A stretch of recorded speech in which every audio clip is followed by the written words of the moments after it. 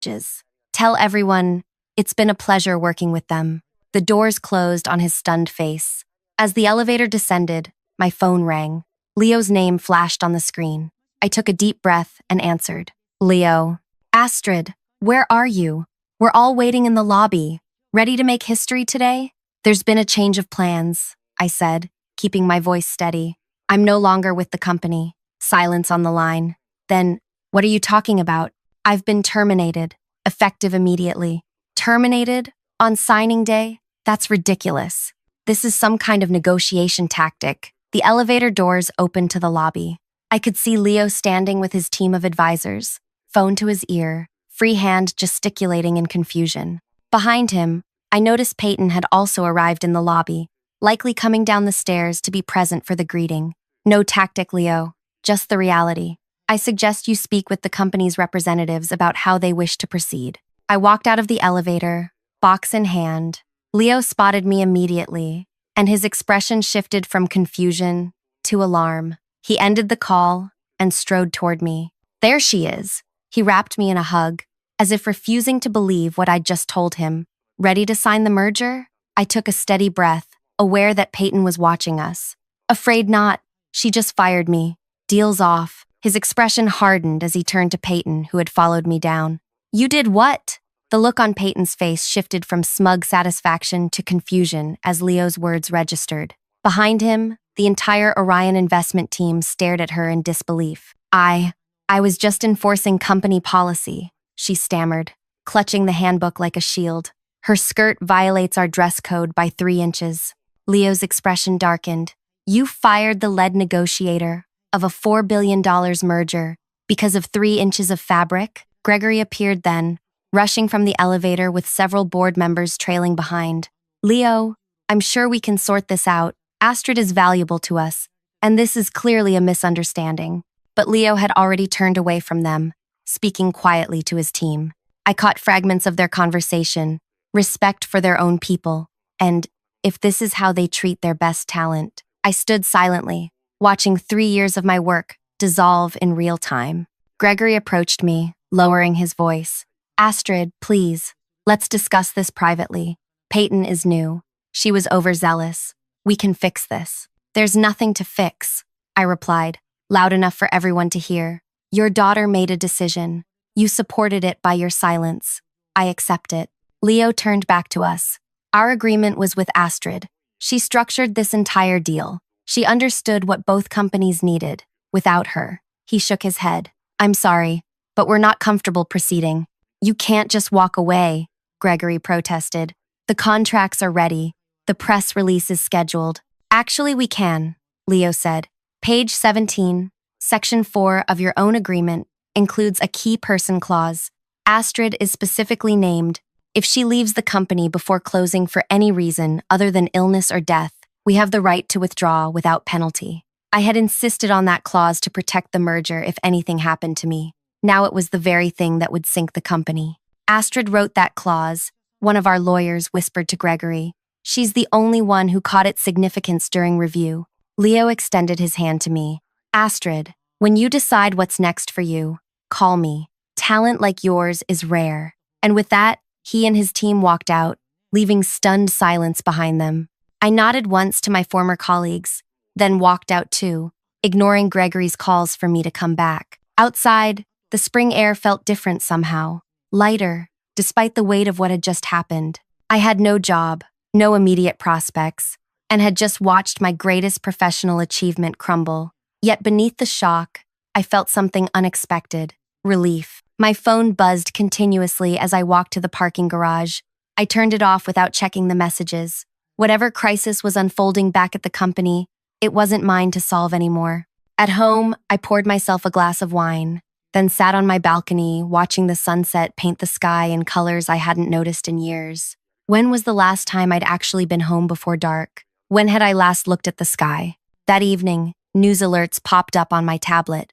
Our company's stock had plunged 28% on rumors the merger had collapsed. By morning, it would fall another 12%. Thousands of jobs hung in the balance. The company I had worked so hard to save was now in free fall. Part of me felt guilty. Those were good people who would suffer. but a stronger part recognized that I hadn't failed them. Their leadership had. For the next week, I ignored calls and messages. Colleagues, journalists, recruiters, everyone wanted to know what had happened and what I planned to do next. I wasn't ready to answer. Instead, I slept. I cooked actual meals instead of eating takeout at my desk. I reconnected with friends I'd barely seen in 3 years. "I've never seen you this relaxed," my sister Erin said during a video call. "Being fired might be the best thing that ever happened to you." "Maybe," I admitted, "but I still can't believe how it ended. 3 years of my life, Erin. 3 years of sacrificing everything to save that company." "And what did they sacrifice for you?" she asked. "Nothing. You gave them everything. And the first time this Peyton person flexed her power, they let her destroy you." She wasn't wrong. 2 weeks later, Gregory finally caught me on my phone. I almost declined the call, but curiosity won out. "Astrid," he sounded exhausted. "We need to talk." "I'm listening," I said. "The board wants to meet with you. The situation here is—" He paused. "It's worse than we anticipated. We need your help." "To do what, exactly?" "To fix this. To bring Leo back to the table. To save the company. The same company that fired me for my skirt length." His sigh was heavy with regret. "That was a terrible mistake. Peyton has been removed from her position. I've been reprimanded." I said nothing. "Please, Astrid. Thousands of jobs are at stake. People who worked alongside you, who respect you. People who sat silently while I was humiliated," I thought. But I kept that to myself. "What's your offer?" I asked instead. "Come to the board meeting tomorrow. Name your terms." I considered hanging up, but something inside me, the part that had spent 3 years trying to save this company, couldn't quite let go. "I'll think about it," I said, ending the call. That night, I couldn't sleep. What did I actually want? Reinstatement? A public apology? Revenge? Yes, a voice inside me whispered. All of that.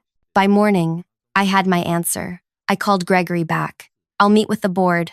Today, not tomorrow. And I'll come with conditions." 4 hours later, I walked into the boardroom wearing the exact same outfit I'd been fired in. The message wasn't subtle, but then, subtlety hadn't worked for me before. The board members rose when I entered. Their expressions ranged from desperate hope to embarrassed discomfort. Gregory looked like he hadn't slept in days. Peyton was notably absent. "Thank you for coming, Astrid," the chairman said. "We appreciate your willingness to discuss the situation." "Let's skip the pleasantries," I replied, taking a seat. "In the 2 weeks since I left, your stock has fallen 62%. 3 major clients have announced they're reviewing their contracts. The business press is running daily speculation about when you'll file for bankruptcy." Grim nods around the table. "You've lost the Orion merger, which was your last real chance at survival. Even if I could convince Leo to reconsider, and that's a significant if, the terms would be much worse now." "We understand that," Gregory said, "but we have to try something." "Why should I help you?" I asked. "You sat silent while your daughter fired me on a whim. None of you." I looked around the table, meeting each eye, spoke up for me or the work I'd done. Uncomfortable shifting in seats. "We made a terrible mistake," the chairman admitted. "What would it take for you to return?" I opened my bag and withdrew a folder. "These terms are non-negotiable." I placed it before him, watching as he flipped it open. Inside was a 3-page document my attorney had drafted overnight. The chairman's eyebrows rose as he read. He passed it to Gregory, whose face paled slightly. "This is extensive," Gregory said. "Yes, it includes full reinstatement at triple my previous salary, a seat on the board, complete autonomy over strategy, and a substantial equity stake in the company. Also, a public statement acknowledging the error in my termination." "And this clause about new ventures?" the chairman asked. "Any new business initiative I develop while employed here remains 60% my personal property. The company may claim 40% ownership, but I retain controlling interest." "That's highly unusual," one board member objected. "So is firing your chief strategy officer over a skirt on the day of a $4 billion merger signing," I replied evenly. "Consider it insurance against future misunderstandings." They looked at each other, a silent conversation passing between them. Finally, the chairman spoke. "And if we agree to these terms, you'll try to bring Orion back?" "I'll try. I can't promise success." Another exchange of glances. Then the chairman pushed the contract back to me, now bearing his signature. Done. One by one, the other board members signed. Gregory was last, his pen hovering briefly before he added his name. When can you start? The chairman asked. I already have, I said, standing up. I'll be in my office making calls. I suggest you all prepare for a very difficult few months. As I turned to leave, Gregory called after me. What about Peyton? I paused at the door. What about her? She's still with the company, in a junior role in the research department. Will that be a problem? I smiled thinly. Not for me. That night, I called Leo. The conversation was long and difficult. As I'd predicted, he was reluctant to re-engage. Your company showed its true colors, he said. Why would I trust them again? You wouldn't be trusting them, I replied. You'd be trusting me, and I now have the authority to guarantee what I promise.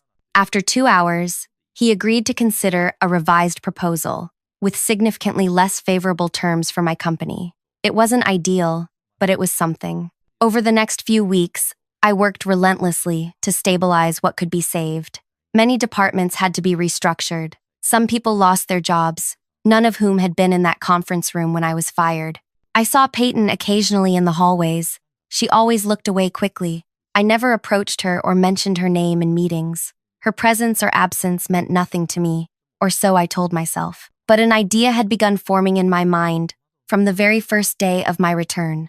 That unusual clause in my contract, the one giving me majority ownership of new ventures, hadn't been random. I had a plan, one that would take time and patience. It began with a conversation with Amina, our head of product development. I need a side project, I told her over lunch one day. Something small, experimental. Can your team help? Amina, delighted that I'd singled her out, agreed immediately. What kind of project? I've been thinking about professional clothing. Specifically, women's workwear. She looked surprised. That's not exactly our industry. No, I agreed.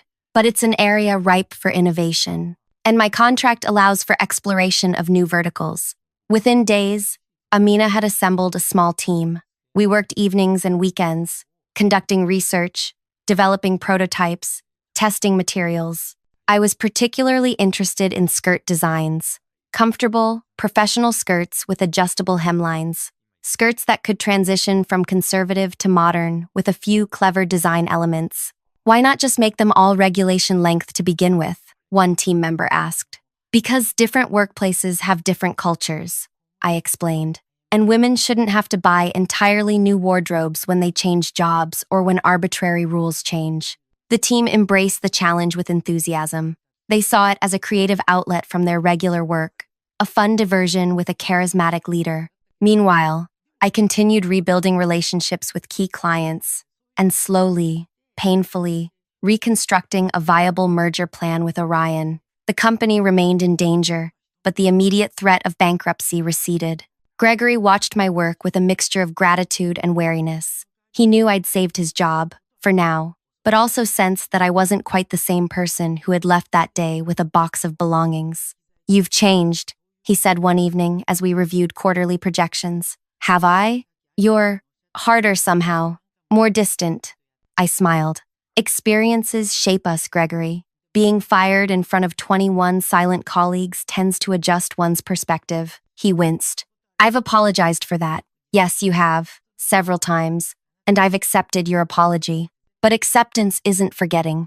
As weeks turned to months, our clothing project progressed from concept to reality. We partnered with a small manufacturing facility to produce a limited run of prototypes, paid for through my personal funds, with company resources properly compensated as outlined in my contract. The designs were elegant, functional, and subtly revolutionary. Each piece incorporated our signature feature, adaptability to different workplace standards without sacrificing comfort or style. I began wearing our prototypes to work. Simple pieces at first, blouses with convertible necklines, jackets with detachable elements. No one commented, but I noticed people watching. Then came the skirts, beautifully tailored, impeccably professional, and secretly adjustable.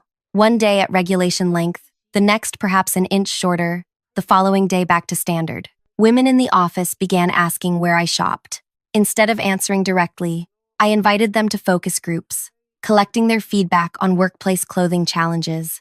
The rules are so arbitrary, one senior analyst complained.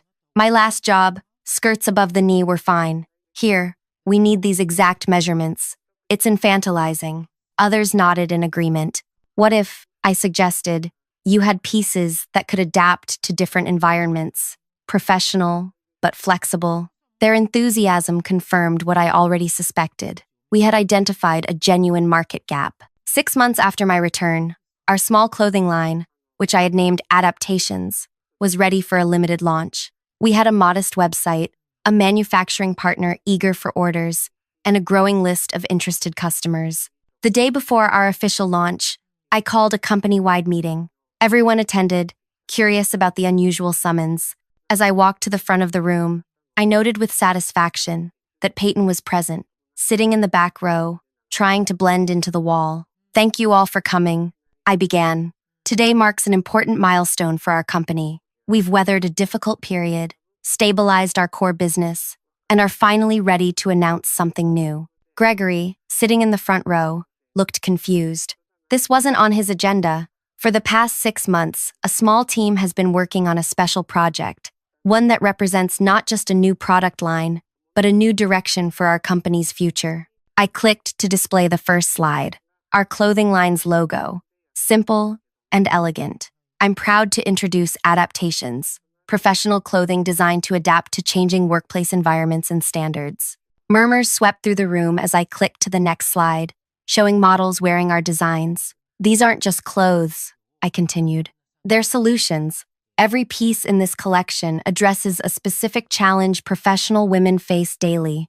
I walked toward the center of the stage, smoothing my own skirt, one of our signature designs. Take this skirt I'm wearing. At first glance, it looks like a standard pencil skirt, but it features an ingenious hidden adjustment system. With a few discrete moves, it can lengthen or shorten by up to 4 inches while maintaining its professional appearance. I demonstrated the adjustment, showing how the skirt could transform while still looking perfectly tailored. No more buying multiple skirts for different workplace cultures. No more worrying about arbitrary rule changes. Gregory shifted uncomfortably in his seat.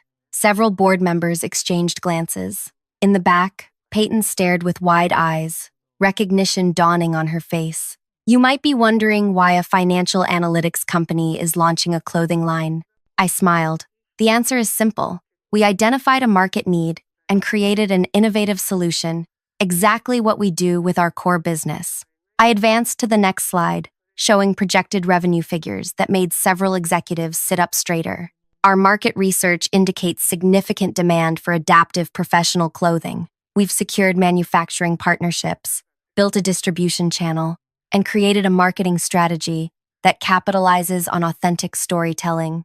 I paused, meeting Peyton's eyes across the room. Every Adaptations piece will include a tag explaining its inspiration. The story of how a single arbitrary judgment, a hemline measurement, nearly destroyed a century-old company and derailed a $4 billion merger. The room went completely silent. No one looked at Peyton, but everyone knew who I was talking about. That incident revealed something important. When professional capability is subordinated to superficial judgments, everyone loses. Adaptations offers a practical solution to that problem. I clicked to the final slide, showing our launch date, tomorrow. Thanks to my employment contract, which grants me controlling interest in any new ventures I develop, Adaptations will operate as a separate entity, with 40% ownership by this company. All resources used in development have been properly compensated, and all financial arrangements are documented meticulously. Gregory stood up. Astrid, this is the first I'm hearing about launching tomorrow. The board should discuss timing, and the board approved my contract, which gives me autonomy over this venture. I interrupted smoothly. The timing isn't negotiable, but I welcome your support. I turned back to the audience. This isn't just about clothes. It's about recognizing that true professionalism comes from competence, dedication, and integrity, not from adherence to arbitrary rules created to control rather than empower. With that, I thanked everyone and ended the meeting, ignoring the buzz of conversation that erupted. As people filed out, I noticed Peyton remained seated, staring at the now blank screen. I walked past her without acknowledgement, My point had been made. The launch exceeded all projections. Press coverage focused on the innovative designs, but also highlighted the origin story. Fired over 3 inches. How one executive turned humiliation into innovation, read one headline. Orders flowed in immediately, overwhelming our initial inventory plans. Professional women across industries responded to both the practical designs and the message behind them. 2 weeks after launch, our main website crashed from traffic when Leo, the investor from Orion, gave an interview mentioning adaptations. "I wear their ties now," he told the reporter. "Best designed accessories I've owned, and I appreciate supporting a company that values substance over appearance." The interview went viral.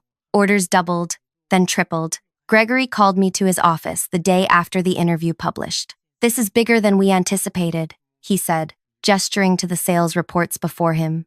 "Yes," I agreed. "The board is concerned about focus. They worry. Adaptations is distracting you from our core business. Our core business is stabilized. The new merger terms are progressing. My work here remains exemplary." He sighed. "That's not the real concern, is it?" I waited. "The story behind adaptations. It's making us look bad. Making Peyton look bad. The story is factual. It's damaging." "Sometimes truth is," I replied. He leaned forward. "What do you want, Astrid? To humiliate my daughter forever? To remind everyone constantly of our mistake?" I considered the question carefully. "What I want," I said finally, "is for actions to have consequences. Real ones. When Peyton fired me, she did so believing there would be no meaningful consequence for her. You sat silent believing the same. The board did nothing because they assumed the hierarchies of power would protect everyone except me." I stood up. "Adaptations isn't about humiliation. It's about transformation. Taking something destructive and creating value from it. That's a lesson worth teaching." I left him considering my words. 3 months after launch, Adaptations had become a phenomenon. We expanded into men's clothing, accessories, and workplace essentials. Each piece maintained our core philosophy of adaptation and flexibility, and each carried our story. Our financial results were undeniable. Adaptations generated more revenue in its first quarter than our company's core business. The 40% ownership stake had become the company's most valuable asset. Meanwhile, the renegotiated merger with Orion finally closed, at terms far less favorable than the original deal, but sufficient to ensure survival. Leo made his support conditional on my continued leadership, a point he made clear to everyone. On the 1-year anniversary of my firing and return, I called another company meeting. The atmosphere was entirely different this time. Excitement rather than confusion. I took the stage wearing our newest design, a dress with subtle, brilliant engineering that could transition from conservative to fashion-forward with a few adjustable elements. 1 year ago, I was fired from this company for a hemline. I began. Today, I want to talk about growth, not just in revenue, but in understanding. I gestured toward the sales charts displaying Adaptation's remarkable trajectory. Our clothing line began as a response to arbitrary judgment. It has become something more, a movement celebrating substance over superficiality. Gregory watched from the front row, expression unreadable. Today, I'm announcing 2 things. First, Adaptations will become an independent company effective next month. This company will retain its 40% ownership stake, providing substantial ongoing revenue without management responsibility. Applause broke out. The financial benefits were obvious to everyone. Second, I continued when the room quieted. I've created a foundation, funded by Adaptations profits. The Professional Development Initiative will provide grants and mentorship to women facing workplace discrimination. Its first program will be named after this company, acknowledging that sometimes our greatest lessons come from our most painful experiences. I paused, finding Peyton in the audience. She no longer hid in the back, but sat in the middle rows, diminished but present. I've been asked many times if Adaptations was created for revenge. The answer is more complicated than yes or no. It was created because someone tried to reduce my professional worth to a clothing measurement, and I refused to accept that evaluation. I walked to the edge of the stage. The foundation will include a unique opportunity, a fellowship program for individuals who've made significant professional mistakes and demonstrated genuine growth afterward. The first fellowship is currently open for applications. Peyton's eyes widened slightly. Mistakes can define us, or they can transform us. The choice belongs to each of us. After the meeting, Peyton approached me for the first time since that day a year ago. The fellowship program, she said quietly. Is it real? Everything I do is real, I replied. She nodded, swallowing visibly. And would I be eligible? I studied her. The entitlement that had radiated from her a year ago had dimmed considerably. 12 months in a junior role, watching the consequences of her actions unfold publicly, had changed something fundamental. The application process is rigorous, I said. It requires a comprehensive self-assessment and growth plan. No special treatment. I understand, she said. I need to do something different, be someone different. I handed her my card. The details are on the foundation website. Applications close in 2 weeks. 2 months later, the separation of Adaptations became official. I remained involved with the original company as a board member and strategic advisor, but my primary focus shifted to building the clothing line and foundation. Peyton did apply for the fellowship. Her application was neither the strongest nor the weakest. The selection committee, which I deliberately removed myself from, ultimately awarded her an alternate position. Not a full fellowship, but an acknowledgement of potential growth. When she received the news, she sent me a single message. Thank you for the opportunity to be more than my worst moment. I didn't reply, but I kept the message. The original company never fully recovered its former market position, but it stabilized as a smaller, more focused entity. Gregory eventually stepped down, acknowledging that new leadership was needed. As for me, Adaptations grew beyond anything I had initially imagined. What began as a response to humiliation evolved into an enterprise that empowered thousands of women to navigate workplace challenges without compromising their dignity or style. The revenge, if you could call it that, wasn't in Peyton's diminishment or the company's struggle. It was in my transformation of a moment meant to shame me into a movement that lifted others. The consequence wasn't just that Peyton lost status or that the company's value decreased. It was that everyone involved, including me, had to confront the real meaning of professional worth and personal integrity. Sometimes, the most powerful response to someone who tries to make you smaller is to grow so large they can't help but stand in your shadow. And that shadow, I discovered, could either darken or enlighten, depending on how you cast it. If you've made it this far, thank you for staying with my story. I'd love to know what resonated most with you. Was it the moment of being fired, the return with new terms, or the creation of something meaningful from that experience? Your comments help me understand what matters to you, and I read every single one. If this story touched you in any way, please hit that like button and subscribe so we can stay connected. There are more stories to share, and I'd be honored to have you along for the journey.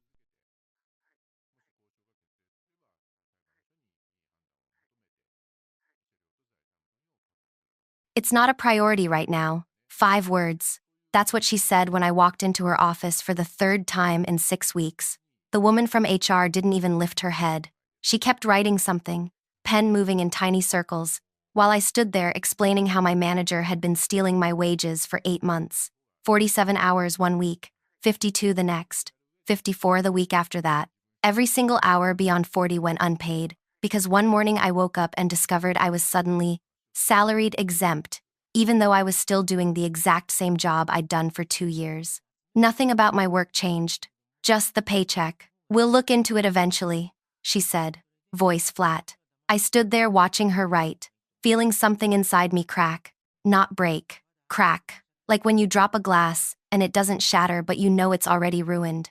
You just haven't touched it yet to find out how deep the damage goes.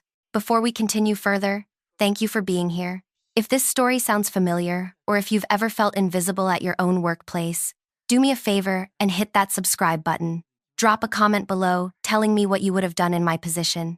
Your support means everything, and it keeps these stories coming. My name is Lorian, and I need you to understand something about me. I'm not the person who causes trouble. I'm the person who fixes things. I organize shipments. I track inventory numbers. I make sure products arrive where they're supposed to arrive, when they're supposed to arrive. I'm good at details. I notice when things don't add up, When a box says 60 units but contains 58, I catch it. When a delivery schedule shows Tuesday but the actual arrival was Wednesday, I document it. Details matter in my line of work.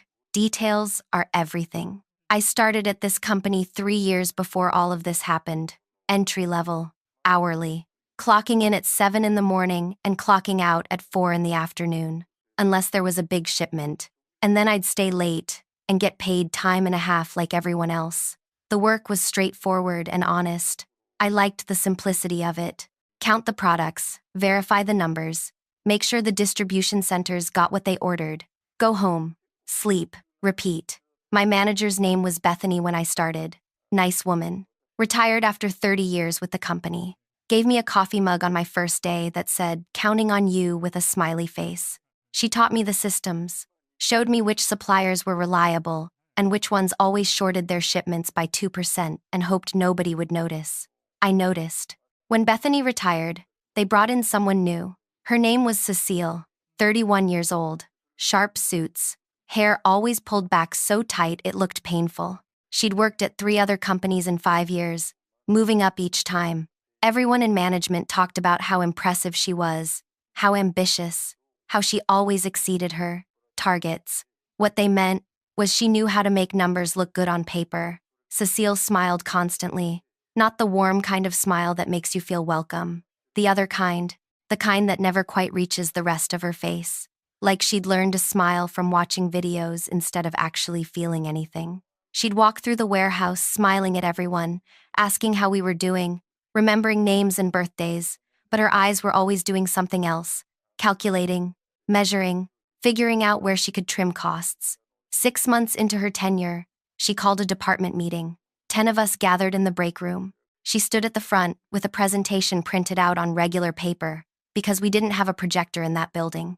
"I've been reviewing everyone's performance," she said, still smiling, "and I'm excited to announce some promotions." My name was on the list. Senior Inventory Coordinator, salaried position, $52,000 a year. After the meeting, I did the math. I'd been making $48,000 with regular overtime. 52 sounded like a raise until you realized I'd be working the same 50-hour weeks without the extra pay. That was $4,000 more per year for 10 extra hours every week. Roughly $7 per additional hour, less than what I made before. I went to Cecile's office the next day. I had some questions about the salary structure. I said, "Of course." She gestured to the chair across from her. "What's on your mind?" "The hourly breakdown seems lower than what I was earning before with overtime." "Well, you're salaried now. You're not paid by the hour anymore. You're paid for the value you bring." She leaned forward slightly. "This is a step up. More responsibility, more prestige. It shows I trust you with higher-level work." "What higher-level work?" "Strategic inventory management. You'll have more autonomy, more decision-making authority." I counted inventory. That's what I did. That's what I'd been doing. That's what I would continue doing. Nothing about the job description suggested anything strategic or autonomous. I organized boxes and verified numbers. Important work, but not managerial. "Can I stay hourly?" I asked.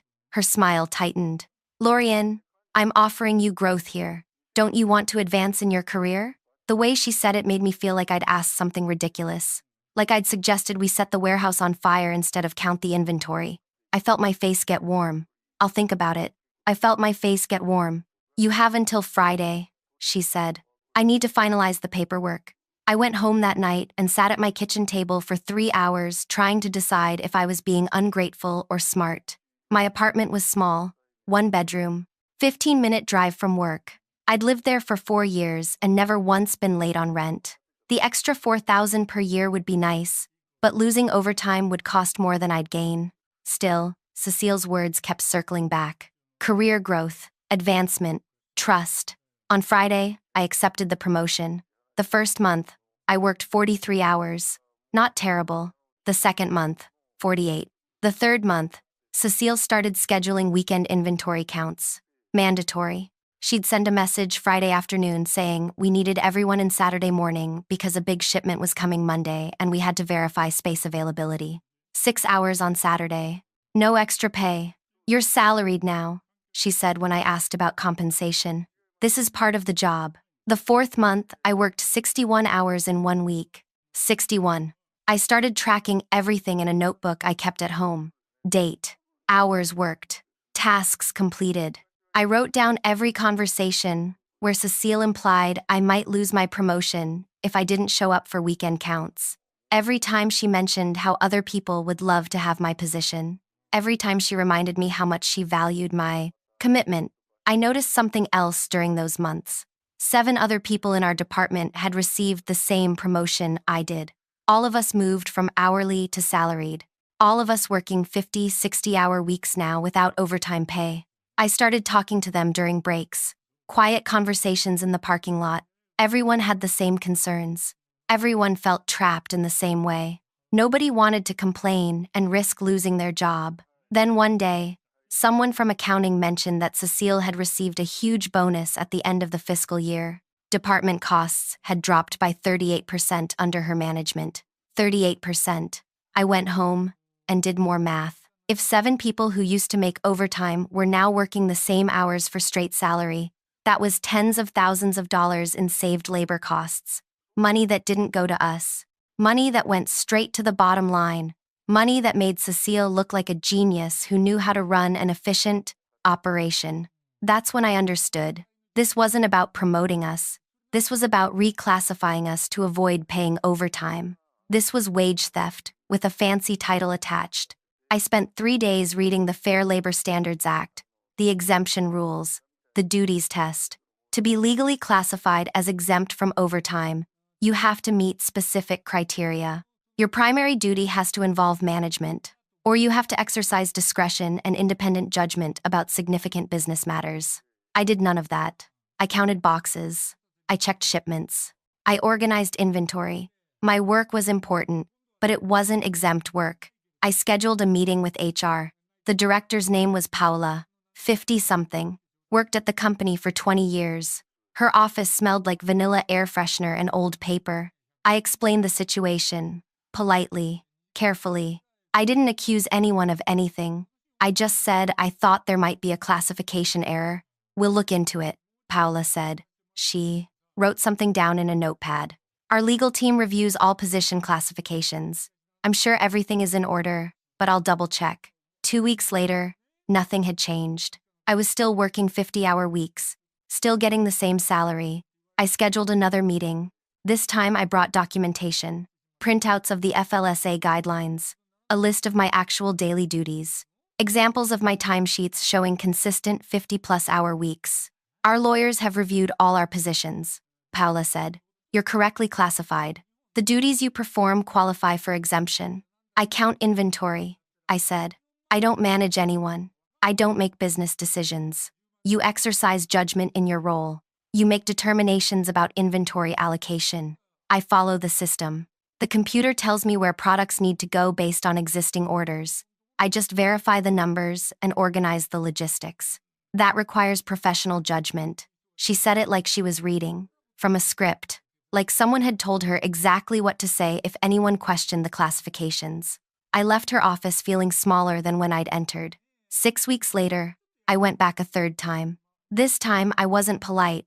I wasn't careful. I was exhausted. Cecile had scheduled 3 weekend inventory counts in 1 month. I'd worked 54 hours, then 57, then 62.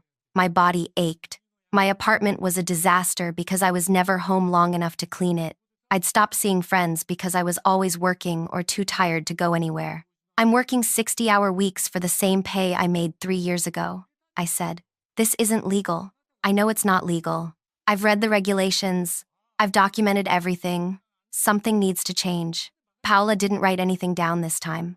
She just looked at me with an expression I couldn't quite read. Tired, maybe, or annoyed. It's not a priority right now, she said. I walked out of her office and got in my car and sat in the parking lot for 20 minutes. I wasn't crying. I wanted to cry, but I was too angry. The kind of angry that sits in your chest and makes it hard to breathe properly. The kind that makes you understand why people do things they never thought they'd do. That night, I sat at my kitchen table and opened my laptop. I pulled up the State Labor Board website. I'd looked at it before but never seriously considered filing a complaint. That felt too big, too confrontational, like dropping a bomb instead of having a conversation. But 3 conversations hadn't worked. 3 meetings, 3 attempts to fix the problem through proper channels, all of them dismissed. The complaint form was long, detailed.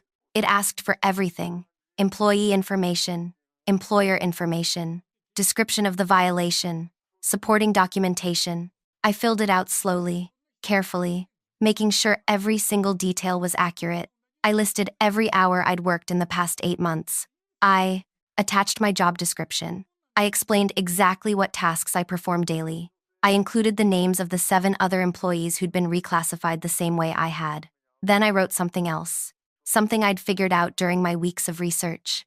I explained that my manager's bonus structure was directly tied to department cost reduction, that she had a financial incentive to misclassify employees, that her 38% cost savings came from unpaid labor, not efficiency improvements. I submitted the complaint at 2 in the morning. Then I closed my laptop and went to bed. I didn't sleep. I just lay there staring at the ceiling, wondering if I'd just made everything better or destroyed my entire career. 4 days passed, 4 days where I showed up to work and counted inventory like nothing had changed, like I hadn't just filed a formal complaint with the state that could blow up everything. I kept waiting for something to happen. A phone call, an email, some kind of acknowledgement that my complaint had been received. Nothing came. I started wondering if I'd done it wrong, if maybe the form hadn't actually submitted, if maybe nobody was ever going to look at it. Then Thursday afternoon, Cecile's assistant came running through the warehouse. Actually running. She never ran. She was always composed, always moving at exactly the right speed to look busy but not frantic. But this time she was sprinting, her shoes making loud sounds against the concrete floor. "Where's Paula?" she shouted to anyone who would listen. "The state is here. They're in the building. They want payroll records for the entire department." I was holding my clipboard, counting a shipment of industrial supplies that had come in that morning, 247 units. I wrote down the number slowly, carefully, like my hand wasn't shaking, like my heart wasn't trying to punch through my ribs. The labor board doesn't call ahead. I'd learned that from my research. They don't schedule appointments or give companies time to prepare. They just show up with legal authority and start auditing. It's the only way to get accurate information. If you tell a company you're coming, they have time to fix things, hide things, reclassify people back to hourly for a few weeks, and then switch them again after the inspection. I kept counting. 248, 249. People were moving differently around me, faster, more urgent. Someone from management walked past, talking quickly into their phone. Another person I'd never seen before was escorting 2 official-looking individuals toward the administrative offices. They carried folders and briefcases and had the kind of expressions that meant they weren't here to be friendly.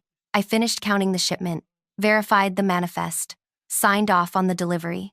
Just another Thursday, just another ordinary task. An hour later, footsteps approached my workstation.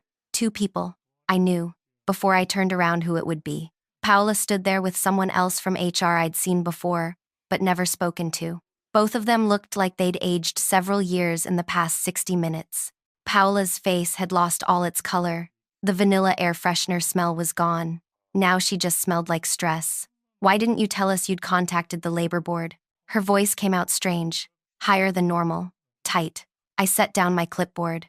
"I did tell you, 3 times. You didn't say you were going to file a formal complaint with the state. You said my concerns weren't a priority. I made them a priority." The other HR person stepped forward. "This is a major issue, Lorian. We could have handled this internally.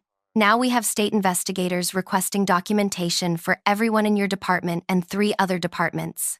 Do you understand what kind of position this puts the company in? Do you understand what kind of position you put me in?" I kept my voice level, calm. I worked 60-hour weeks for 8 months without proper compensation. I reported it through the correct internal channels 3 separate times. Nothing changed. What was I supposed to do? Paula's jaw moved like she was chewing something bitter. "We're going to need you to cooperate fully with the investigation." "Of course," I said. "I've already documented everything they'll need." They walked away without saying anything else. I watched them go, watched them disappear back into the administrative wing where the state investigators were probably asking very uncomfortable questions about payroll practices and classification standards, and bonus structures tied to cost reduction. I picked up my clipboard and moved to the next shipment, 312 units of packaging materials. I counted every single one. The investigation took 6 weeks. 6 weeks, where the entire warehouse felt like someone had turned down the volume on everything. People spoke, quieter, moved more carefully. Cecile stopped doing her morning walks through the facility. She stayed in her office with the door shut. Sometimes I'd see her through the window, sitting at her workspace, staring at something I couldn't see. Investigators came back twice more. They interviewed people, pulled time records, requested emails and memos and documentation about position classifications. I was interviewed once for 45 minutes. They asked about my daily tasks, my work hours, whether anyone had ever explicitly told me I couldn't have overtime anymore, whether I'd raised concerns internally before filing the complaint.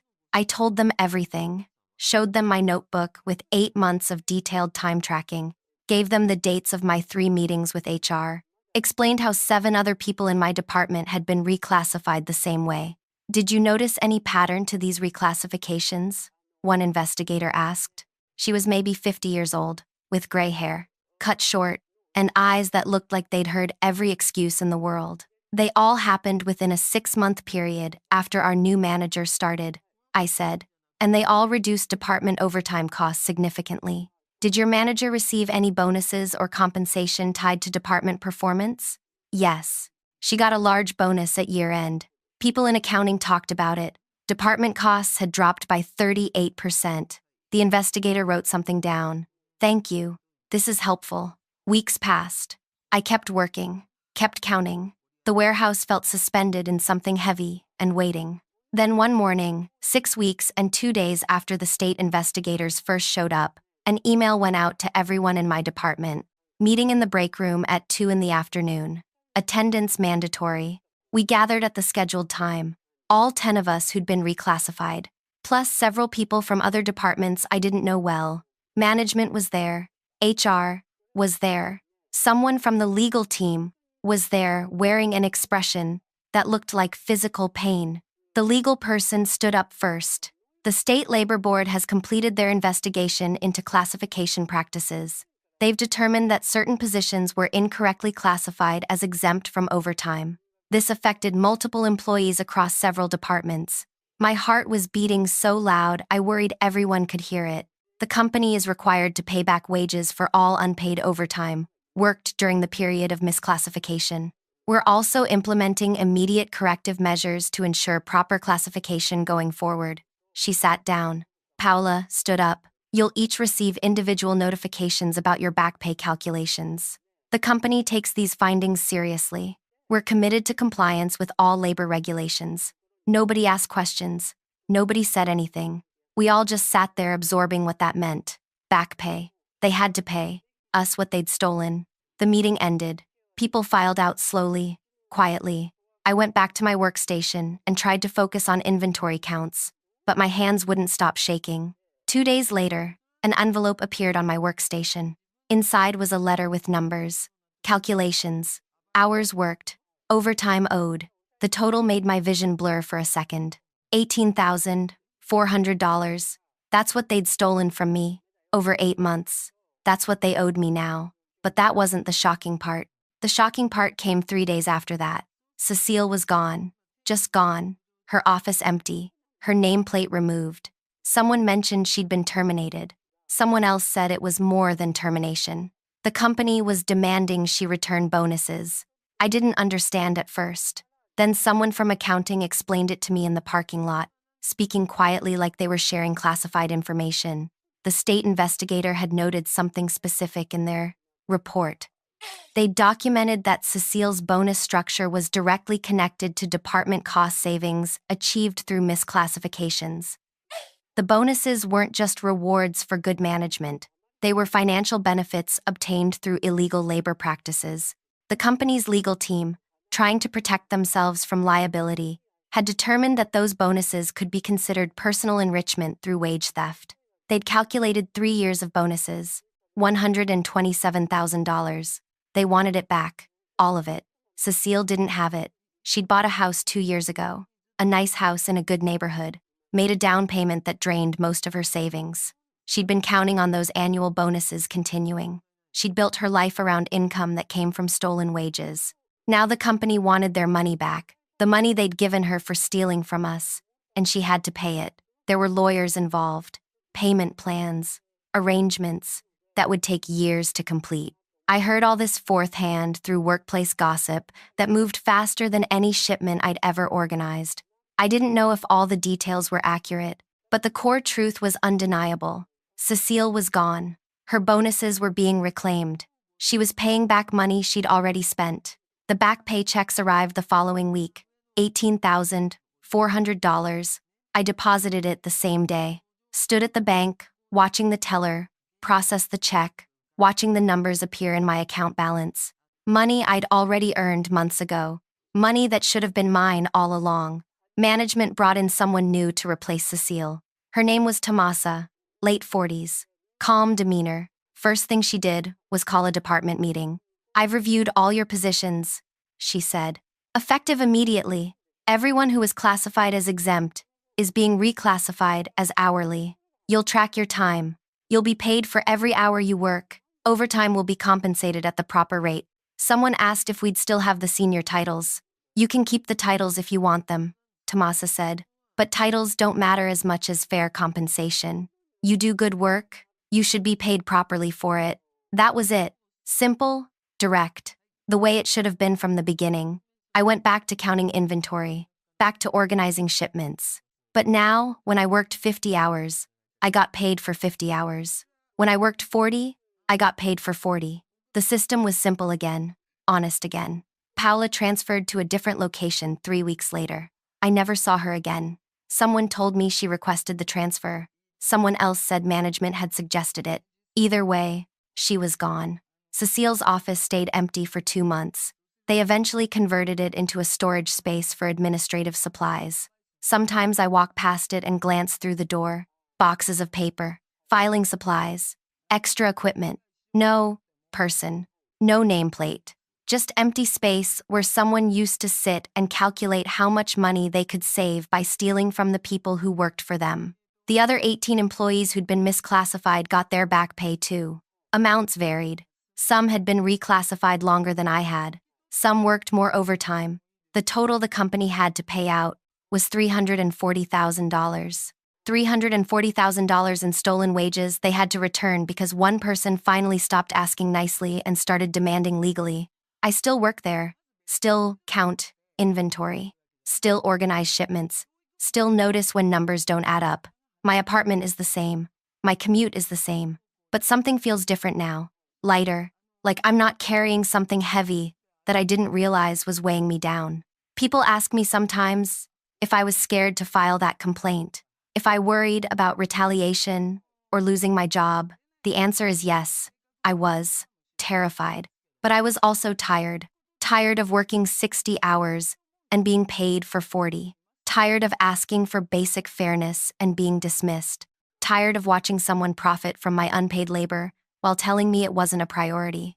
Sometimes making something a priority means taking it out of someone else's hands and putting it in the hands of people who actually care about fixing it. Thank you for listening to my story. If you've ever felt like your concerns didn't matter, like your voice wasn't being heard, I hope this shows you that sometimes the system works, if you know which part of the system to use. Hit that like button if this resonated with you. Subscribe for more stories about people who refuse to stay silent. And comment below. Tell me about a time you had to fight for something you deserved. Your stories matter just as much as mine.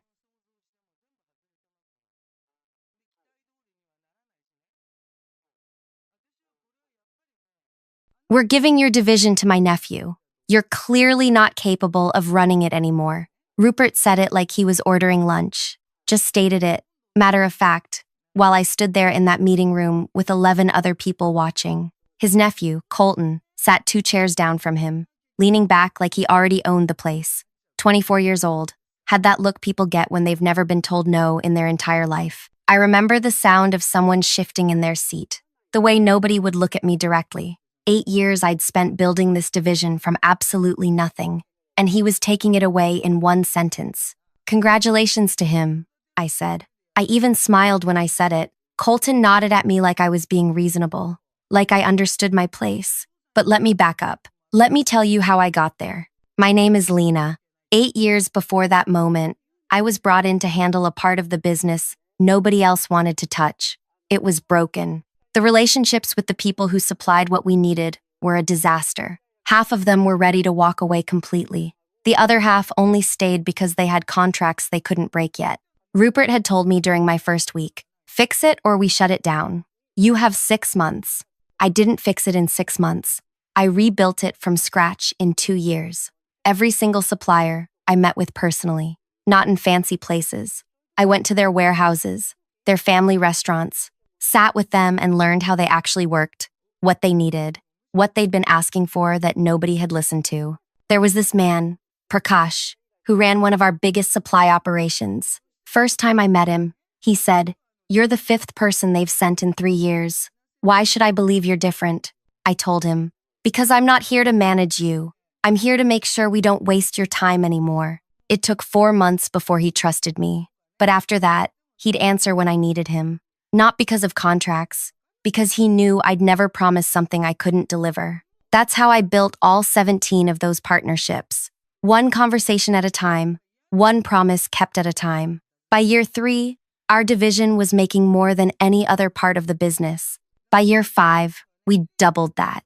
By year 8, we were the reason the whole operation could expand into new areas. Rupert never said thank you. Not once. He'd show up twice a year, walk around for an hour, then leave. He didn't know the names of the people who worked under me, didn't know how anything actually functioned. He just saw numbers going up and assumed it happened automatically. But I didn't care about being thanked. I cared about building something that worked, something that mattered. Then 3 months before that meeting, something happened. I was having breakfast at this small place I liked near the industrial area. Quiet, good food. I'd been going there for years. That morning, someone sat down in the booth behind me.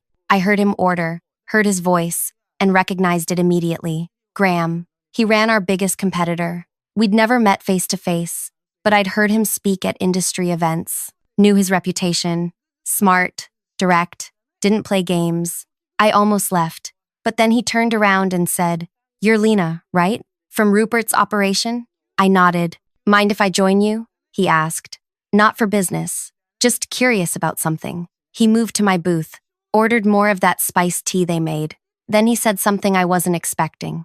"How long do you think you have before he finds a way to push you out?" I must have looked confused because he continued, "Rupert, I've watched him do this for 15 years. Finds someone capable, lets them build something valuable, then hands it to someone in his family or someone who owes him. Happened to 3 people I know personally. You've been there 8 years. Your division is successful. You're about to become inconvenient." "Why would I be inconvenient?" I asked. "Because you know too much. Because people respect you more than they respect him. Because at some point you might realize you have leverage and he can't control that." I didn't believe him at first. Thought maybe he was trying to recruit me or mess with my head. But something about the way he said it stayed with me. We kept talking, not about work, about how things actually operated in our world, about the people who made everything possible behind all the official business, about how relationships were more valuable than anything else. When we finished, he said, "If I'm wrong about Rupert, I apologize for wasting your time. But if I'm right, and you ever want to talk, here's how to reach me." He wrote down a personal number on a napkin, not a business line, just his direct contact. I kept that napkin. 2 weeks later, Rupert mentioned during a casual conversation that his nephew was finishing school soon. Said Colton was really sharp and ready to lead something significant. That's when I knew Graham had been right. So I reached out, met him for breakfast again. This time, I asked questions. What would happen if certain suppliers decided to work with someone else? How difficult would it be to establish those relationships from scratch? What would it take to make that transition smooth for everyone involved? Graham listened. Then he said, "You're not talking about changing jobs. You're talking about something else." "I'm talking about what happens when the foundation gets pulled out," I said. "When someone who doesn't understand how things work tries to run something built on trust. He leaned forward. Keep talking. Over the next 3 months, I met with Graham 9 times. We never discussed anything illegal, never talked about stealing information or breaking agreements. We talked about relationships, about the 17 partnerships that made my division function, about how those weren't contracts you could just transfer to someone new. They were built on years of showing up, keeping promises, being someone people could trust. I introduced Graham to 3 of those suppliers. Just casual conversations.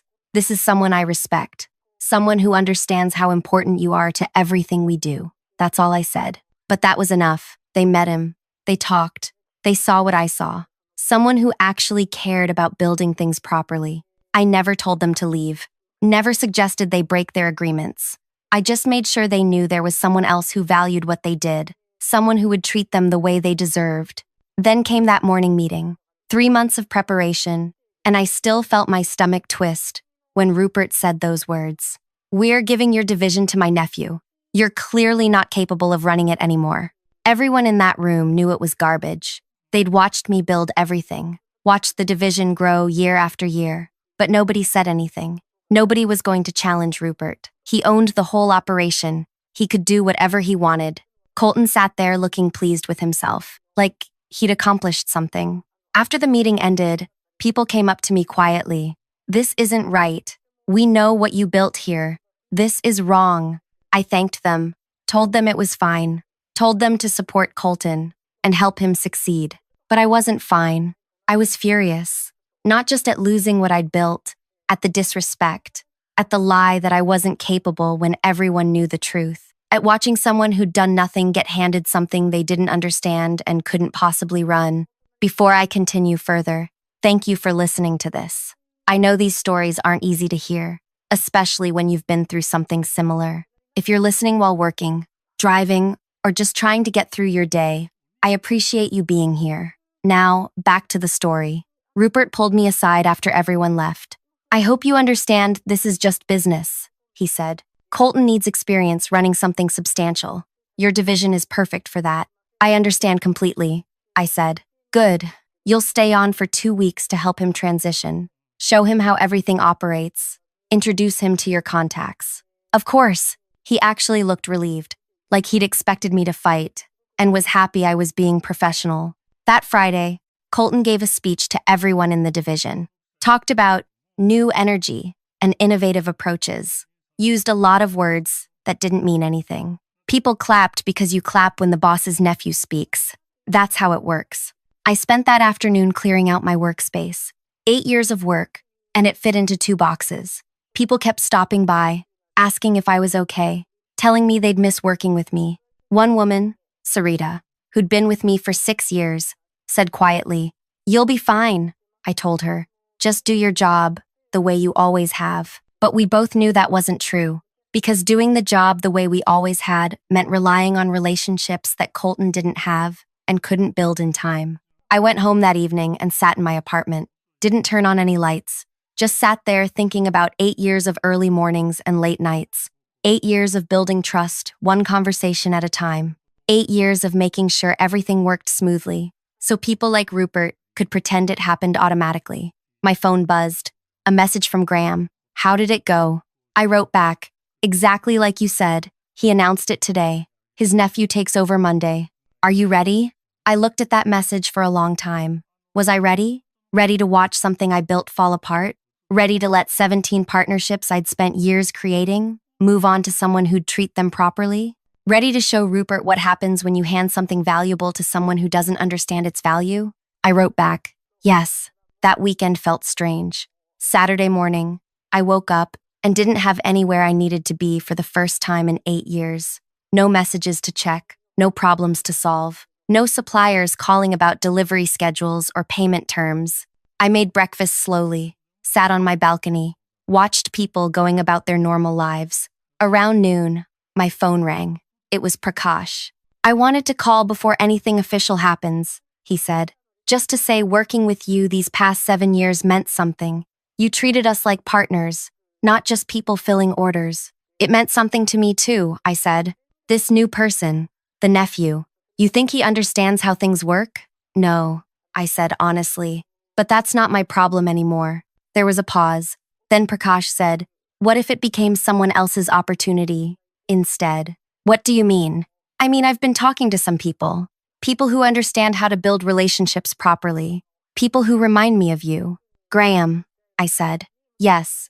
We met a few weeks ago. You introduced us. He's different from most people in this business. Reminds me of why I got into this work in the first place. He's good people," I said. "So, I've been thinking. My contract with your old place ends Monday morning, technically.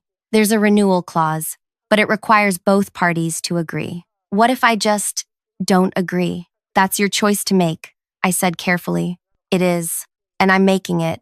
Just wanted you to know." After he hung up, 3 more suppliers called that day.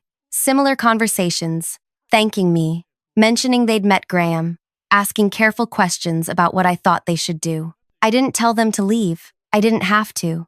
They'd already decided. They just wanted me to know they remembered who'd actually valued their work all these years. Sunday evening, Graham called. "Tomorrow's going to be intense. You sure you want to watch this happen?" "I built it," I said.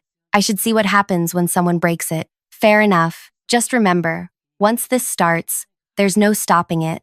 Those relationships are going to walk. The division is going to struggle. People who work there, people you hired and trained, they're going to suffer too." I'd thought about that. Thought about Sarita and the others who'd trusted me, who'd worked hard and didn't deserve to get caught in this.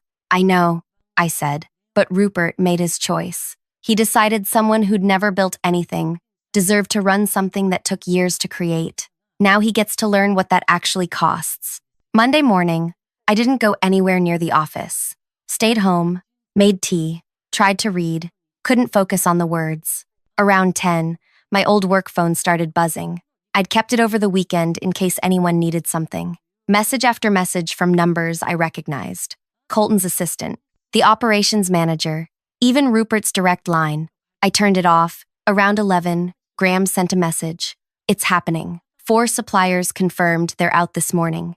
3 more this afternoon. The nephew is panicking." I imagined Colton in that office, probably surrounded by people trying to explain why everything was falling apart on his first real day, probably blaming them, probably calling his uncle.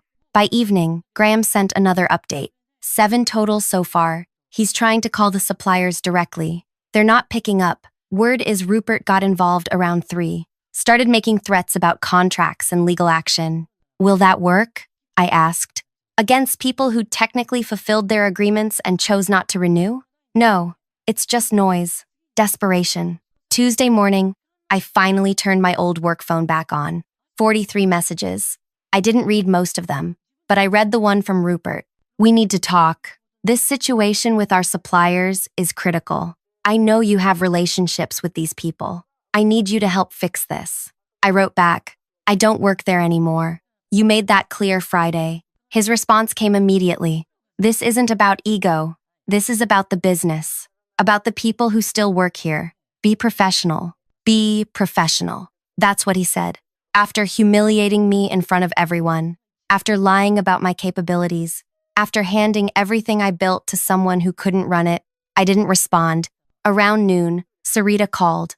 Her voice sounded tired. "It's chaos here. Nobody knows what to do. We have orders we can't fill. Colton keeps having meetings, but nothing changes. He asked me this morning how to contact Prakash. I told him I didn't have that information." "You did the right thing," I said. "Did I? Because people are worried about their jobs now. If this division fails, what happens to us?" That hit hard, because she was right. I'd wanted Rupert and Colton to face consequences, but the people who'd worked with me, who'd trusted me, they'd face consequences too. "I'm sorry," I said. "I didn't want this to hurt you. I know, but it is hurting us, and I need you to know that." After she hung up, I sat there feeling sick. Graham had warned me. People I cared about were going to get caught in this. I'd known that, but knowing it and feeling it are different things. Wednesday morning brought more messages. Colton, this time. "Please, I know you're upset about how things went. I get it, but I need help. These suppliers won't talk to me. They won't even answer when I call. You built these relationships. You must know how to fix this." I stared at that message for a long time. Part of me, a small part, felt something like sympathy. He was 24. He didn't ask for this. His uncle put him in a position he wasn't ready for, and now he was drowning. But then I remembered him sitting there grinning while Rupert said I wasn't capable. Remembered him nodding like I was being reasonable when I congratulated him. He'd accepted something he didn't earn, and now he had to live with what that meant. I didn't respond. That afternoon, Graham called. It's officially a disaster. 9 suppliers have pulled out completely. 2 more are talking about it. The division can't operate. They're going to have to breach contracts with their buyers because they can't deliver. You know what that means. Legal problems, financial penalties, reputation damage. Exactly. And it all traces back to one decision: giving something complex to someone inexperienced. How's Rupert handling it? Badly. He gave a statement this morning, blaming supplier greed. Said they're taking advantage of a transition period, trying to paint himself as the victim. Will anyone believe that?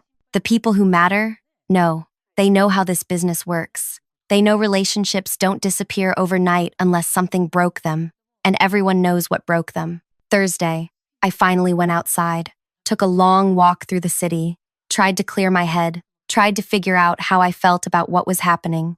I'd wanted Rupert to face consequences. I'd wanted him to understand that you can't just hand something valuable to someone unqualified and expect it to work. I'd wanted Colton to realize that respect isn't inherited, but I hadn't fully considered the cost. The people who'd worked with me were suffering. The buyers who depended on us were suffering. Even some of the suppliers who'd built their operations around our partnership were having to scramble to redirect their resources. Graham had been right.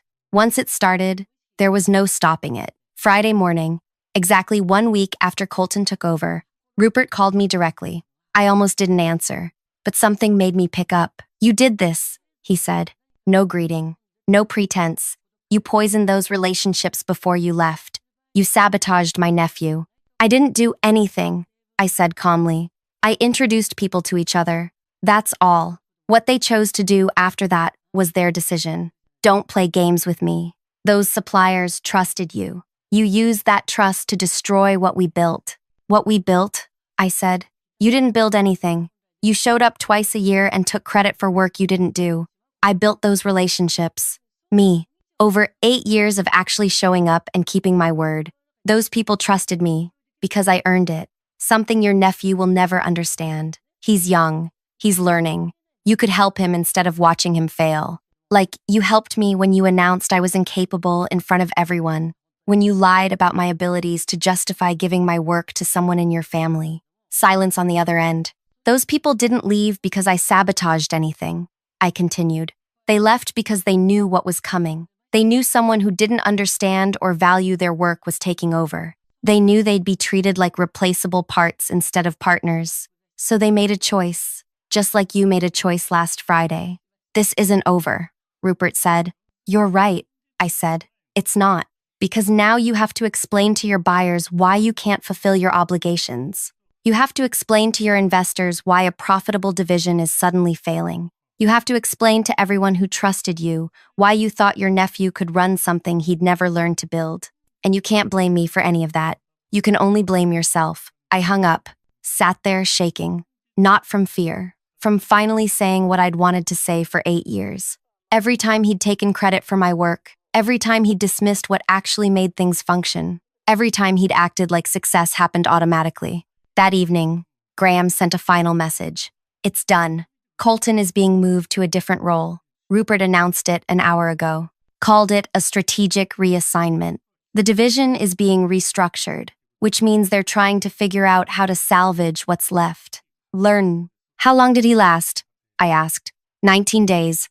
19 days.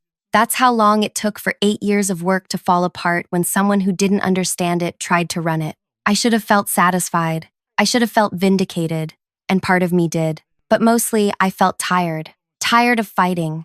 Tired of watching people who'd never built anything think they deserved to lead. Tired of a system that valued connections over competence. Saturday morning, 1 week and 1 day after everything started falling apart, Sarita called again. "They want to hire you back," she said. "Rupert is offering to reinstate you. Same position, probably more money. He's desperate." "What did you tell him?" "I told him I'd pass along the message. I didn't tell him what I actually think, which is that you should never work for someone who disrespected you like that. Thank you, I said. So what are you going to do? I looked out my window, watched the morning light spread over the buildings, thought about 8 years of work that disappeared in 19 days, thought about Rupert's voice saying I wasn't capable, thought about Colton's grin. I'm going to let them figure it out themselves, I said. You won't even consider it? Sarita asked. No, because if I go back, nothing changes. Rupert learns he can disrespect people as long as he apologizes when it's convenient. And the next person he decides isn't useful anymore gets treated the same way I did. So, what will you do now? That was the question, wasn't it? I'd spent 3 months planning how to pull everything apart. I'd spent 19 days watching it happen. But I hadn't spent much time thinking about what came after. I don't know yet, I admitted, but it won't be there. Over the next few weeks, I started getting calls from other people in the business. People who'd heard what happened. Some offered sympathy. Others offered jobs. One woman who ran a mid-sized operation said, "What you did took guts. Most people would have just quit and complained. You actually did something about it." "I didn't do anything illegal," I said. "I know. That's what makes it brilliant. You just let the truth show itself, that someone who doesn't understand relationships can't maintain them, that respect matters more than authority, that you can't transfer trust like you transfer a title." Those conversations helped, reminded me that what I'd done wasn't petty. It was necessary, because people like Rupert needed to understand there were consequences for treating people like they were disposable. About a month after everything fell apart, I met Graham for breakfast again. Same place where this all started. So, he said, "What now?" "I've been thinking about that," I said. "I could work for someone else, build another division for another person who'd probably take credit for it eventually. Or I could do something different, something where the relationships I build stay mine." Graham smiled. "You're thinking of starting your own operation. Maybe. Small at first, working directly with suppliers and buyers, without all the layers in between. Being honest about what I can deliver and when. Building something based on trust instead of contracts. That's harder than working for someone else," Graham said. "You'll be responsible for everything, the successes and the failures." "I know, but at least nobody can take it away and give it to their nephew." He laughed at that. "Fair point. And for what it's worth, I think you'd be good at it. The suppliers I've started working with, they ask about you constantly, where you ended up, if you're okay. They respect you more than they ever respected Rupert." "How are they doing?" I asked. "With the transition? Better than expected. They appreciate being valued, being treated like their work matters, which is exactly what you showed them for 8 years. That felt good to hear, because I'd worried that pulling those relationships away had hurt them too. But Graham was right. They were doing fine, better, even, because they were working with someone who understood what they brought to the table. 2 months after I left, I ran into someone from my old division at a shop in the market area. His name was Kieran. He'd worked under me for 5 years. "How are things?" I asked. He shook his head. "Honestly, bad. They brought in someone new to run the division after Colton got moved, but half the staff left. The culture is completely different. Everyone's just trying not to get blamed for problems they didn't create. And you?" "I'm looking for something else. Most of us are. Nobody trusts Rupert anymore. He showed us what he thinks of loyalty." "I'm sorry," I said. "You got caught up in something that wasn't your fault." "It wasn't yours either," Kieran said. "You didn't humiliate yourself in front of everyone. You didn't give away something valuable to someone unqualified. You didn't create this mess. Rupert did. We all know that." After he left, I thought about what he'd said, about loyalty, about trust, about how once you break those things, you can't just fix them by throwing money at the problem or making speeches about professionalism. Rupert had thought he could treat people however he wanted because he had power. He'd thought relationships were just business arrangements that could be transferred from one person to another. He'd thought competence didn't matter as long as you had authority. He was wrong, and now he was living with the consequences. 3 months after everything happened, I officially started my own small operation. Nothing fancy, just me and a few connections, working directly with suppliers and buyers who wanted someone they could trust. Someone who'd show up when things went wrong. Someone who kept their word. I called Prakash to let him know. "Finally," he said. "I wondered when you'd stop waiting and start building again." "I wasn't waiting. I was thinking. About what? About whether I wanted to stay in this business at all, after everything that happened. And I realized I don't want to let what Rupert did change who I am. I'm good at building relationships. I'm good at making things work. Why should I give that up because one person treated me badly? You shouldn't, Prakash said. And for what it's worth, I'd be interested in working with you again. On your terms this time. That conversation led to others. 5 of the suppliers I'd worked with for years reached out. Not all of them could switch their partnerships immediately. Some had agreements they needed to honor first. But they made it clear they'd rather work with me directly than through someone like Rupert. Building something from nothing is different the second time. The first time, I'd been trying to prove myself, trying to show I could fix something broken. This time, I was building on a foundation I already had. Relationships that had survived everything. Trust that didn't disappear just because my title changed. It was slower than before, harder in some ways. I didn't have the resources of a large operation behind me, but it was mine. Every success, every failure, every decision, all mine. 6 months after leaving, I heard through someone that Rupert's business had shrunk significantly. The division I'd built never recovered. Too many broken relationships, too many burned bridges, too much damage to their reputation. Some people might have felt satisfied hearing that, vindicated. Like it proved I'd been right all along, but I didn't feel that way. I felt sad that it had to happen. Sad that all those years of building something good ended because one person thought authority mattered more than respect. One afternoon, I got an unexpected call. It was Colton. I know you probably don't want to talk to me, he said. His voice sounded different, quieter, less certain. What do you want? I asked. To apologize. I didn't understand what I was taking from you. I didn't understand what you'd built or what it meant. I just thought my uncle was giving me an opportunity. He was giving you something I built, I said. There's a difference. I know that now. I lasted 19 days before everything fell apart. 19 days of people asking me questions I couldn't answer. 19 days of watching relationships I didn't build disappear. 19 days of realizing I had no idea what I was doing. Why are you telling me this? Because I want you to know I understand now. What you did, building those relationships, earning that trust, that took years. Real work, real skill. And my uncle and I, we treated it like it was nothing, like it was just transferable. I didn't say anything. I'm not asking you to forgive me, Colton continued. I'm just saying I understand now why what happened, and I don't blame you for it.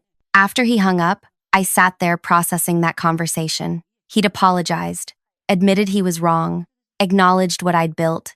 It didn't change anything, didn't undo the humiliation or the disrespect, but it meant he'd learned something. That maybe next time he got an opportunity, he'd understand the difference between being given something and earning something. A year after everything happened, my operation was stable, small but growing. I worked with 8 suppliers regularly, had relationships with 15 different buyers, made enough to live comfortably and pay the 2 people I'd hired to help. One of those people was Sarita. She'd left Rupert's operation 6 months after I did, called me asking if I needed help. We met for tea and I told her honestly, I couldn't pay what she'd been making before. I couldn't offer the same stability as a large operation. But if she wanted to help build something different, something based on trust and respect, I had room for her. She'd said yes immediately. The other person was someone I'd never worked with before, a young woman named Ishani who'd just finished studying and was looking for her first real job. She reminded me of myself 8 years earlier, eager, hardworking, wanting to prove herself. I told her on her first day, I'm going to teach you everything I know, not because I'm generous, because I want you to understand how things actually work, how relationships are built, how trust is earned. And when you've learned enough, if you decide to go somewhere else or start your own thing, I won't stand in your way, because that's how it should work. She looked surprised. Most people would worry I'd leave and compete with them. Maybe, but I'd rather train someone properly and have them succeed somewhere else than keep them limited just to protect myself. That's what happened to me. Someone treated me like I was disposable because they were afraid of what I knew. I won't do that to anyone else. And Graham stopped by one afternoon to see how things were going. We sat in my small workspace. Nothing fancy, just a room I rented in a shared building, and talked about how different the business landscape looked from this angle. Rupert's operation is struggling to find people now, Graham said. Word got around about how he treated you, how he handed your division to his nephew. People don't want to work for someone who values family connections over competence. Good, I said. Maybe he'll learn something. I doubt it. People like that rarely do. They just blame everyone else and move on. Then that's his problem, not mine anymore. The truth was, I'd stopped thinking about Rupert months ago, stopped checking to see how his business was doing, stopped caring whether he'd learned anything from what happened. I'd moved on, built something new, something that belonged to me, and that was the real victory. Not watching him fail, not proving I'd been right, just moving forward and creating something better. Thank you for listening to my story all the way through. If this resonated with you, if you've been through something similar, or if you just appreciated hearing about someone standing up for themselves, I'd really value if you could leave a comment sharing your thoughts. Subscribe if you want to hear more stories like this. And if you think someone else needs to hear this, someone who's been undervalued or disrespected at their work, share it with them. Sometimes knowing we're not alone in these experiences makes all the difference. Thank you again for being here.